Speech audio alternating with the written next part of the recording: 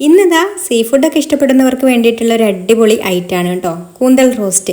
പൊറോട്ടയിലേക്കും ചപ്പാത്തിയിലേക്കും അപ്പത്തിലേക്കും അതുപോലെ ചോറിൻ്റെ കൂടെയും ഒക്കെ നല്ല കോമ്പിനേഷൻ ആയിട്ടുള്ള ഇതുപോലെ നല്ല തിക്ക് ഗ്രേവിയോട് കൂടിയിട്ടുള്ള കൂന്തൽ റോസ്റ്റ് എങ്ങനെയാണ് റെഡിയാക്കി എടുക്കുക എന്നുള്ളതൊന്ന് നോക്കാം. അപ്പോൾ ആദ്യം തന്നെ ഞാനിതാ ഒരു 1/2 കിലോഗ്രാം കൂന്തൽ കഴുകി വൃത്തിയാക്കി എടുത്തിട്ടുണ്ട്.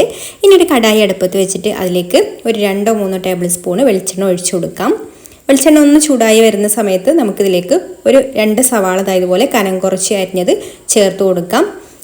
പിന്നെ ഒരു 2 പച്ചമുളക് കീറിയതും അതുപോലെ ഒരു ടേബിൾ സ്പൂൺ ഇഞ്ചി വെളുത്തുള്ളി ചതച്ചതും ചേർത്ത് കൊടുക്കുന്നുണ്ട്. ഇനി ഉള്ളി ഒന്ന് പെട്ടെന്ന് വഴന്ന് കിട്ടാൻ വേണ്ടിയിട്ട് ഈ ഒരു സമയത്തിന് നമുക്കിതിലേക്ക് വേണ്ടിയിട്ടുള്ള പാകത്തിനുള്ള ഉപ്പും കൂടി ചേർത്ത് കൊടുത്തിട്ട് നന്നായിട്ടൊന്ന് വഴറ്റിയെടുക്കണം. സവാള നന്നായിട്ട് വഴറ്റിയെടുത്തിട്ട് ചെറുതായിട്ട് ഇങ്ങനെ ഒന്ന് എണ്ണ തെളിഞ്ഞ് വരുന്ന കേട്ടോ, ഒരു വെളിച്ചെണ്ണ ഒന്ന് തെളിഞ്ഞ് വരുന്നത് വരെ ഒന്ന് വഴറ്റിയെടുക്കണം. എന്നാലേ ഉള്ളൂ ഒരു സവാളയുടെ പച്ച ടേസ്റ്റൊക്കെ ഒന്ന് മാറിക്കിട്ടുള്ളൂ കേട്ടോ. അപ്പോൾ ഇതുപോലെ ഒന്ന് ആയിക്കഴിഞ്ഞാൽ പിന്നെ ഇതിലേക്ക് ഒരു തക്കാളി മുറിച്ചത് ചേർത്ത് കൊടുക്കുക. ഒരു മീഡിയം സൈസിലുള്ള തക്കാളിയാണ് കേട്ടോ, അത് മുറിച്ചതും കൂടെ ചേർത്ത് കൊടുത്തിട്ട് ഒന്നും കൂടി നന്നായിട്ട് വഴറ്റിയെടുക്കാം. തക്കാളിയൊക്കെ ഉടയുന്നത് വരെ വഴറ്റിയെടുക്കണം.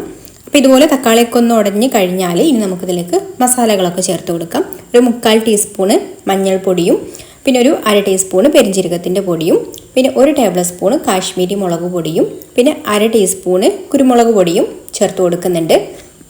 ഇനി ഇതൊന്ന് നന്നായിട്ട് വഴറ്റിയെടുക്കാം. ഈ ഒരു മസാലയുടെ പച്ചമണം ഒന്ന് മാറി വരുന്നത് വരെ വഴറ്റിയെടുക്കണം കേട്ടോ. അപ്പോൾ ഇതുപോലെ ഒന്ന് മസാലയൊക്കെ മൂത്ത് കഴിഞ്ഞാൽ പിന്നെ നമ്മൾ കഴുകി വൃത്തിയാക്കി എടുത്തിട്ടുള്ള കൂന്തളും കൂടി ഇതിലേക്ക് ചേർത്ത് കൊടുത്തിട്ട് നന്നായിട്ടൊന്ന് ഇളക്കി കൊടുക്കാം. മസാലയ്ക്ക് എല്ലാ ഭാഗത്തും എത്തുന്നത് വരെ ഇളക്കി കൊടുക്കാം. കൂടെ തന്നെ കറിവേപ്പില 2 ഇല്ലി കറിവേപ്പില കൂടെ ചേർത്ത് കൊടുക്കുന്നുണ്ട് കേട്ടോ. അപ്പോൾ എന്നിട്ട് ഇതുപോലെ നന്നായിട്ട് മിക്സ് ചെയ്ത് കൊടുത്തതിന് ശേഷം ഇനി നമുക്കിത് അടച്ചു വെച്ചിട്ട് കുക്ക് ചെയ്തെടുക്കാം. ഈ ഒരു സമയത്ത് വെള്ളമൊന്നും ചേർത്ത് കൊടുക്കുന്നില്ല, കാരണം ഇതിൽ നിന്നും തന്നെ അത്യാവശ്യം വെള്ളമൊക്കെ ഇറങ്ങി വരും.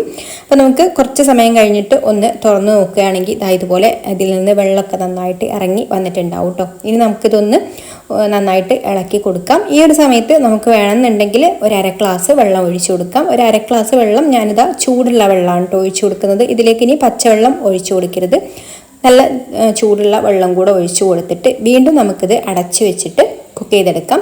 കൂന്തൽ നല്ല സോഫ്റ്റ് ആയിട്ടും വരണം, അതുപോലെ ആ ഒരു ഉള്ളിയൊക്കെ നന്നായിട്ട് വെന്ത് ഒന്ന് അലിഞ്ഞ് വരണം കേട്ടോ. അപ്പോഴേ ഉള്ളൂ നല്ല തിക്ക് ഗ്രേവി ആയിട്ട് കിട്ടുള്ളൂ.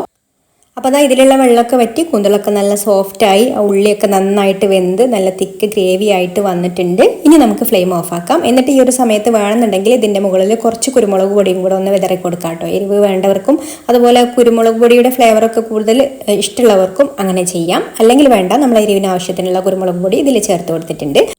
അപ്പോൾ അതാ ഇത്രയേ ഉള്ളൂ, നമ്മുടെ കിടിലൻ കൂന്തൽ റോസ്റ്റ് ഇതാ റെഡി ആയിട്ടുണ്ട്. എന്തിൻ്റെ കൂടെയാണെന്നുണ്ടെങ്കിലും ഇത് അടിപൊളി കോമ്പിനേഷനാണ് കേട്ടോ. ചോറിലേക്കോ ചപ്പാത്തിയിലേക്കോ പൊറോട്ടയിലേക്കോ എന്തിലേക്കും നല്ല കോമ്പിനേഷനാണ്. ട്രൈ ചെയ്ത് നോക്കുക. വീഡിയോ ഇഷ്ടമായിട്ടുണ്ടെങ്കിൽ ലൈക്ക് ചെയ്യാനും ഷെയർ ചെയ്യാനും പേജ് ഫോളോ ചെയ്യാനും മറക്കല്ലേ. അപ്പോൾ ഇനി മറ്റൊരു നല്ല റെസിപ്പിയുമായിട്ട് അടുത്ത വീഡിയോയിൽ കാണാം. താങ്ക്